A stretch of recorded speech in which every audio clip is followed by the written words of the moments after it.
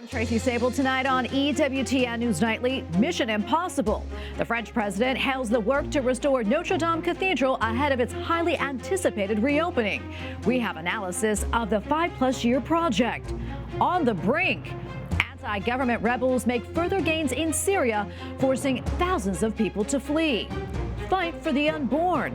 The CDC releases a new report on the number of abortions in the U.S. since the overturning of Roe v. Wade.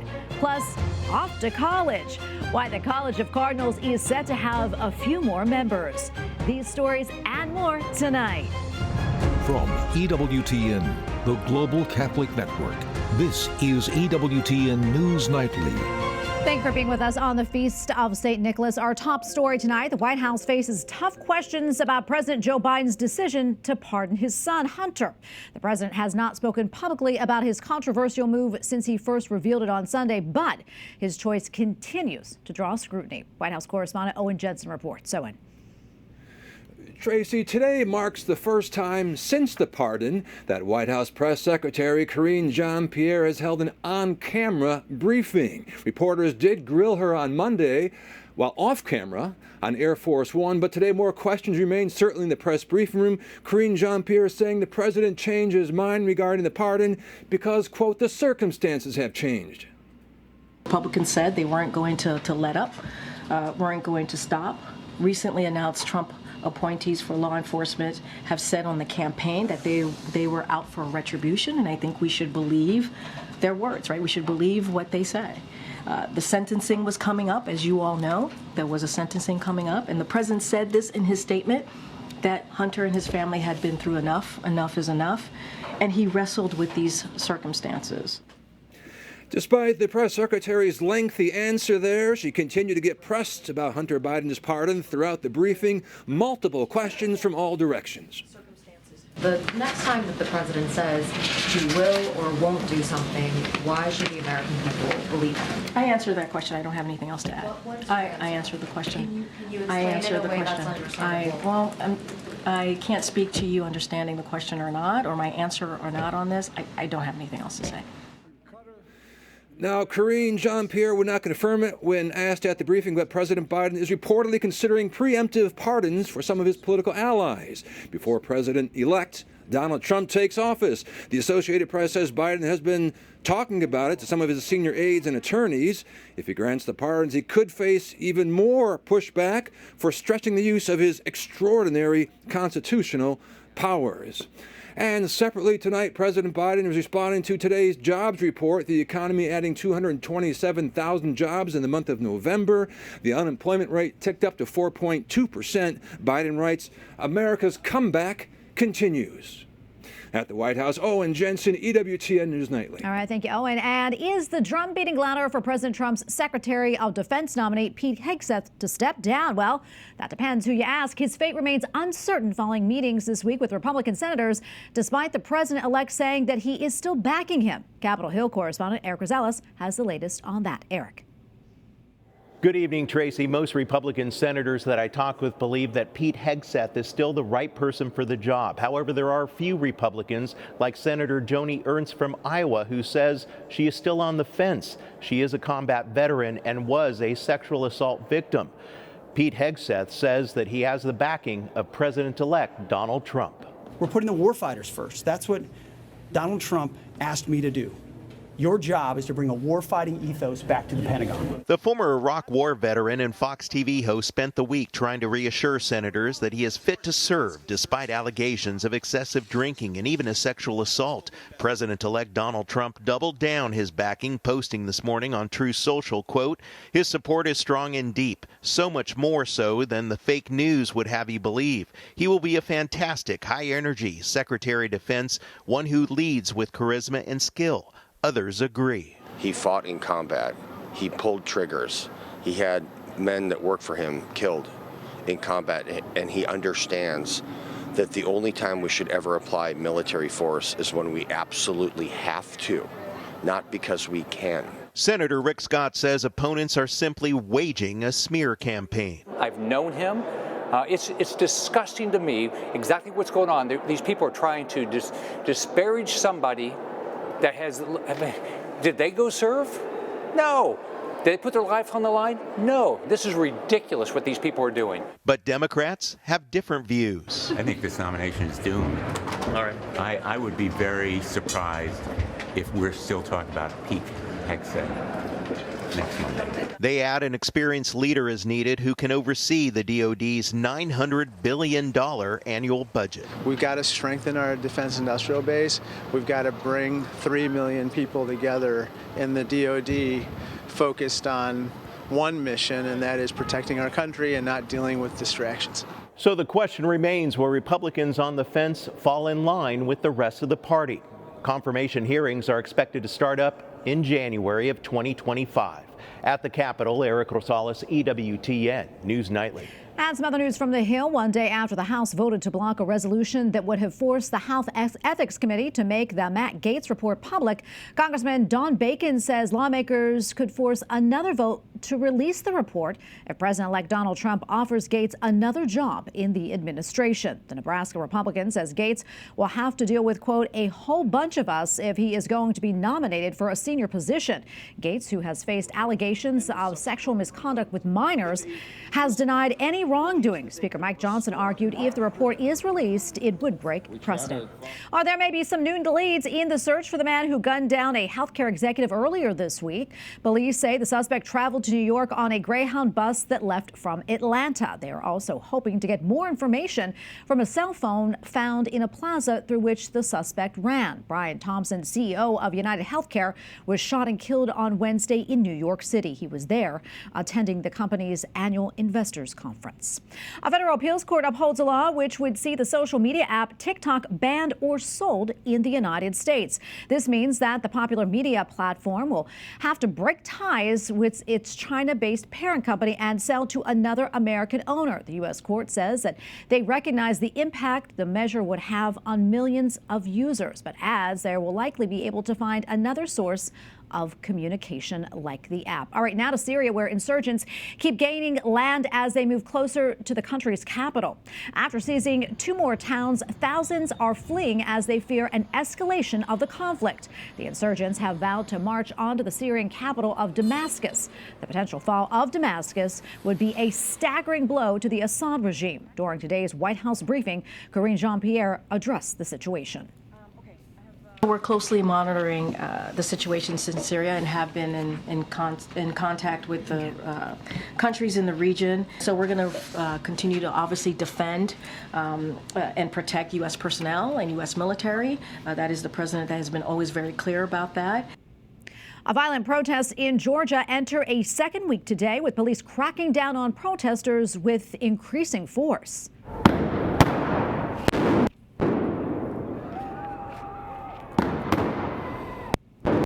The protest began after the governing party decided to suspend negotiations to join the European Union. The crackdown has drawn a strong condemnation from the United States and EU officials.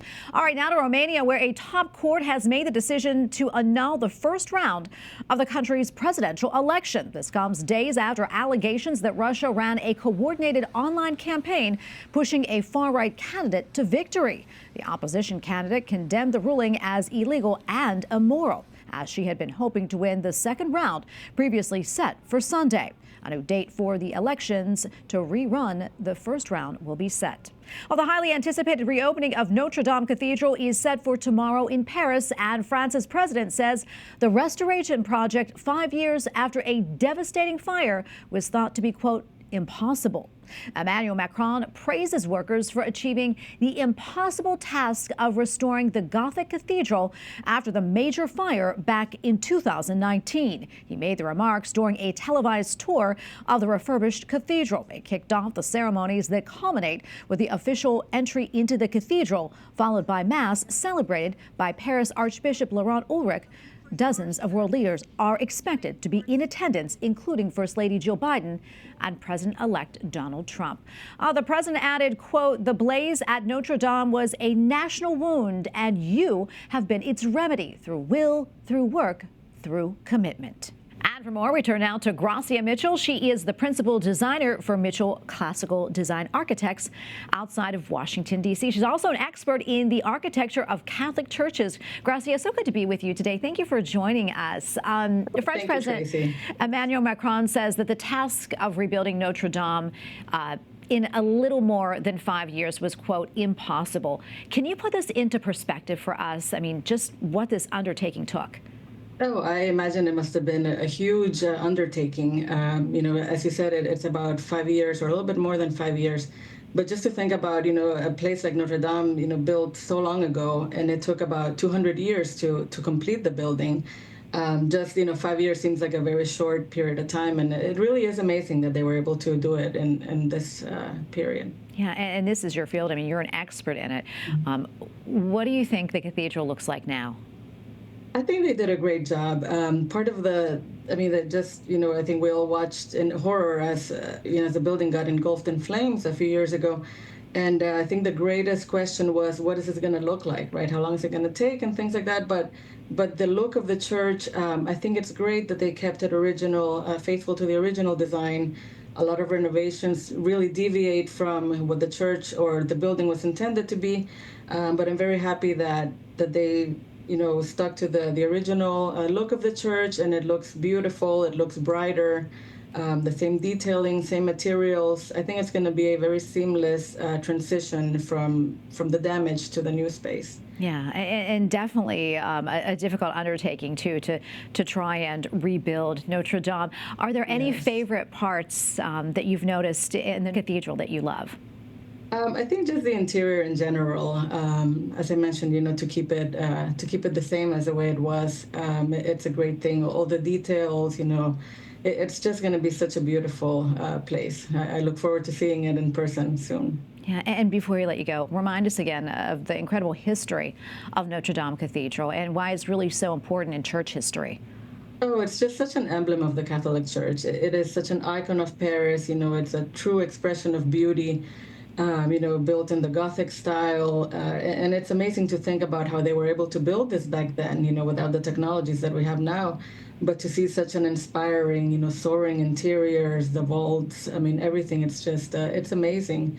And that the building has stood for such a long time. It really does say a lot about how things were built before. And I'm just very happy that it's been able to be preserved this way and to continue for more generations to enjoy it. Well, Gracia, thank you so much for joining us. We really appreciate it. God bless you.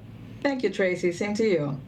Thank you. And we have a lot more still to come here on EWTN News Nightly, including abortion in America. The CDC releases its findings on the number of abortions since the overturning of Roe versus Wade. And analysis of the targeting of the faithful by the Ortega regime in Nicaragua.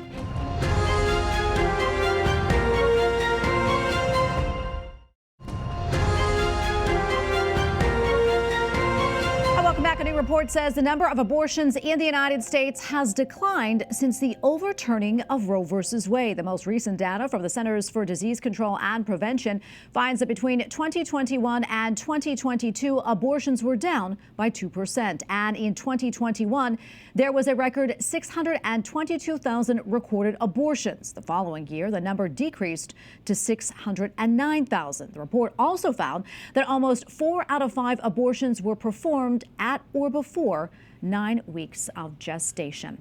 The Nicaraguan dictatorship has kidnapped and expelled yet another priest. This comes after Pope Francis issued a letter to the faithful in the Central American country. He reminded them that faith and hope work miracles. Meanwhile, the bishops of Central America are calling for the solemnity of the Immaculate Conception on December 8th to be a day of prayer for the persecuted church in Nicaragua. And joining us now with more is Jason Poblet, a national security attorney and member of the Order of Malta. He is also an expert in Western Hemisphere matters such as Nicaragua. Jason, great to be with you as always, my friend. So what more can you tell us about the latest priests being kidnapped and then expelled from Nicaragua? Well, Tracy, thanks for having us again, and thank you and your EWTN team for shining a light on these cases in Nicaragua. It's been happening. We've been talking about this for over a year now. And as I said at the very beginning of this journey we've been on, the goal of the Nicaraguan church of the Nicaraguan government, the Sandinista regime, is to lock us out. They want Catholics removed from the public square. And they've been going about this in a very systematic way. And in the last few weeks and even these few days, these priests and religious have been expelled, which they've done before. And they've also passed a series of laws, for example, one that we believe is a direct aim at the Holy See and the Vatican, where they're saying cooperation with foreign governments that they deem counter-revolutionary will be deemed a crime, giving them the legal pretext, the color of law, if you will, to expel more priests, expel more religious, close down more schools, and continue this persecution that we believe has been ongoing systematically since 2018. So we have to continue praying for the church. We have to continue praying for the Catholics and other Christians. And the Holy Father, as you know, he issued a letter a few days ago exhorting his people down there to stay firm, believe in miracles, but reminding them that he's with them in this very difficult time. Yeah, it really is a very difficult time down there. As you know, Catholic News Agency reported that the Ortega regime is preventing priests from entering hospitals so they can administer the anointing of the sick. Let's talk more about that. Why are they doing this? It's part of that pattern. I believe what the Nicaraguan government is doing, along with the help of Cuban intelligence, which essentially runs this unit, it's a religion police. And they are setting about to do two things. One, long-term, remove Catholics from the public square. At some point, I believe they will shutter the churches. I think that will happen at some point, I believe, if we don't put a stop to some of this. The second reason is to scare people, intimidate them, so they don't go to Mass, so they become more detached from Catholic life, from our faith, and become more dependent on the state. The good thing about the Nicaraguan people, though, is that the faith is very strong in Nicaragua. We have about 30 seconds left or so, but before I let you go, any updates for our audience on anything that you're working on or following? One big news we have, and thank you all EWTN for helping and praying with us. Mark Sweden, an American unjustly detained in China for over 12 years, was released about a week ago. He's back in Texas with his mom. He's a very devout Catholic. We know we have Bishop Strickland out there visiting with him. Mel Gibson's been helping out. EWTN was helping out. We'll have more to say about that particular case in the weeks and months ahead. So thank you all for your support on the Mark Sweden case. And Jason, thank you for joining us and for all that you do. We appreciate it. God bless you. Thank you all. God bless you. Up next on EWTN News Nightly, ready to turn the page, we hear from the author of a new book on jailed pro-democracy advocate Jimmy Lai, plus a preview of a ceremony with a familiar ring to it at the Vatican.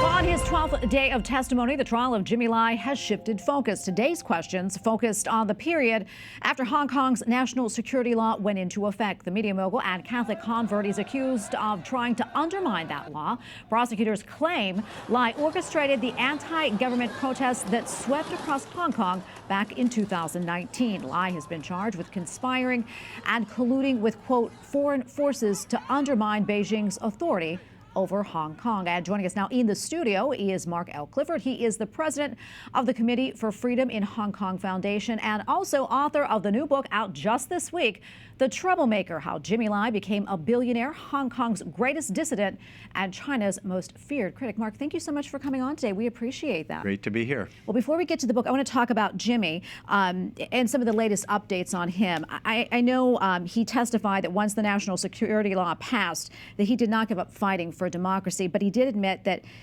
he may have taken a different approach. What do you think he meant by that? Well, he dialed back and he encouraged his staff in particular to be mindful of the fact that this new law had come into effect. None of us really knew what it was going to mean or how forcefully Beijing was going to crack down on Hong Kong. So particularly for the staff, he wanted them to be more careful. For himself, he and I were doing weekly shows where we would invite a number of people and we'd interview them and he'd talk, and he spoke pretty freely. But definitely he was mindful, as we all were, that there was a new order in Hong Kong. Yeah, and tell folks, I mean, you have known Jimmy for a very long time, and you know that he certainly had the money and the means to leave, but yet he stayed despite the danger to him. Why do you think that was? Well, he's, I guess, stubborn. He's kind of a troublemaker, but he's a man with principles and with values, and he felt that Hong Kong had given him so much. I mean, he was a refugee from the mainland who left to escape hunger in the mainland, and he became a billionaire in Hong Kong. It gave him freedom. It gave him his family. And he didn't want to leave. He wanted to keep fighting. He said that he would rather be hanging dead from a lamppost in central Hong Kong than to give the communists the satisfaction of saying he ran away. It's just not the kind of guy he is. Yeah, how important is this trial? Well, I think it's really important because he is kind of public enemy number one in Beijing's eyes. I don't think it's because of Jimmy Lai that 2 million people were out on the streets of Hong Kong protesting. It's because there's an evil, oppressive government in Beijing that doesn't live up to its promises. But they've decided that he's the symbol of the resistance movement, and they want to crush him. They want him to plead guilty. He is a guy with real values, real principles, a deep Catholic faith, a wonderful wife who's a buttress, Teresa. And I think if he has to, he doesn't want to, but he will stay in prison until the day he dies. We want to see him out. It's time to bring him home. He's a British citizen. He deserves to be out of prison in Hong Kong. Mark, 30 seconds left. I really quickly want to get to your book. Tell us about the title and why you felt it was so important to tell Jimmy's story. Well, he's one of the most remarkable and heroic people I've ever met, and he is, in his own words, a troublemaker in the sense of good trouble. He's a man with principles, values, a deep Catholic faith, a remarkable commitment to the free press, and a personality that just won't let go. He has access to media, he has access to money, he has access to his faith, and he has an international network of supporters who want to see him out, and it's just time to bring him home. Yeah, I'm going to leave it right there, Mark. Thank you so much. Congratulations on the new book. Thank you. Tomorrow, 21 men from around the world will receive the red hat from Pope Francis and become cardinals. The priests and bishops who have summoned to a so-called consistory in Rome will become the Holy Father's closest assistants and advisors. EWTN Vatican journalist Benedict Sidegren has more. Terrò un consistorio per la nomina di nuovi cardinali. Overlooking St. Peter's Square after leading the Angelus prayer, Pope Francis announced at the beginning of the final synod gathering that he would create 21 new cardinals on December 7th. The new cardinal-elects, who joined the over 200 cardinals that act as the Pope's main advisors, come from 18 countries. Among the most notable names is Father Timothy Radcliffe, the former master of the Dominican Order. The English theologian has been leading spiritual retreats for both the 2023 and 2024 Synod on Synodality. I look forward really to being of service to him in whatever way I can. Right at the beginning, I really don't know what this will involve. I think for the Holy Father, his great encyclical Fratelli Tutti, all brothers and sisters. And I'm a brother. So I hope as a brother of St. Dominic, I hope maybe I have some understanding, some little understanding of what it means to live fraternity today. Archbishop Francis Leo of Toronto, Canada, is considered among one of the Pope's most significant legacy appointments in North America. The 53-year-old was appointed to lead Canada's largest diocese last year, which comprises 226 parishes where Mass is celebrated daily in 36 languages.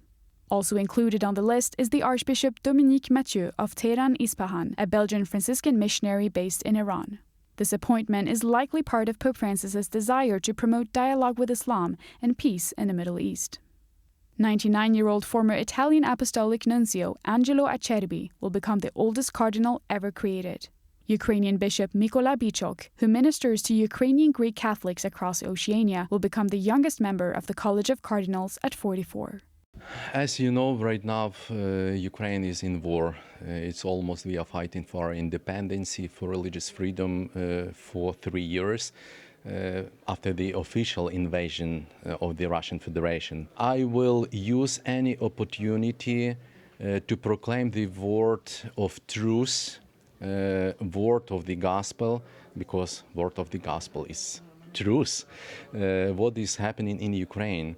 I will find each opportunity to speak to Holy Father about what is going on in Ukraine. Most of the remaining red hats, which will be given at the consistory on December 7th, will go to bishops from the peripheries of the world: the Philippines, Algeria, Japan, and the Ivory Coast. 5 of the cardinals delegate are also from South America. On October 22nd, the Vatican announced that the Pope's pick from Indonesia, Bishop Pascalis Bruno Syukur of Bogor, had asked not to be made a cardinal in order to grow more in priestly life in service of the Church and the people of God. Instead, Pope Francis added a new name to the list of future cardinals, that of Archbishop Domenico Battaglia of Naples, who is well known for his stern opposition to the mafia and his pastoral outreach to the poor and forgotten. While only cardinals under 80 are allowed to vote for the new pope at the conclave, all cardinals can take part in the important meetings leading up to the conclave, where the profile of a future pope is discussed. As of December 7th, the total number of eligible cardinal electors will be 140, 110 chosen by Pope Francis. This means that the current pontiff has named 79% of the men who will one day elect his successor.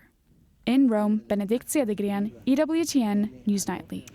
Finally tonight, tomorrow marks 83 years since the Japanese attack on the U.S. naval base at Pearl Harbor, Hawaii, launching America into World War II.